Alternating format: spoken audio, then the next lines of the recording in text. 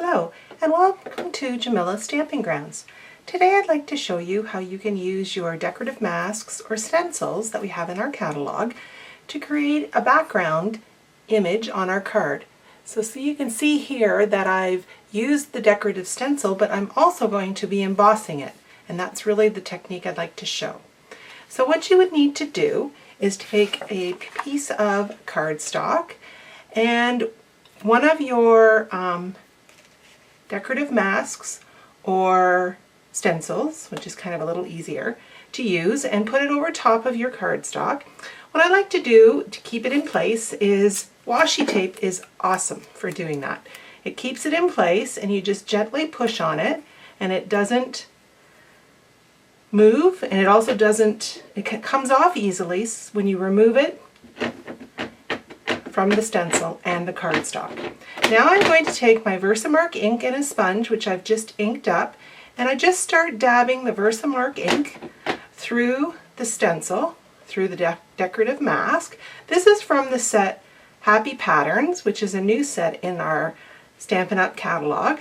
And you do some a little harder so that you'll get more embossing powder on them, and some a little bit lighter. You want that graduated effect. So now I would take off the decorative mask and peel away that washi tape, which is easy to peel away. And now I'm going to take my gold embossing powder and pour it over the image that I have. And some can be, as you can see here, some are totally covered and some are just slightly covered, and it gives that vintage looking effect. I'm now going to heat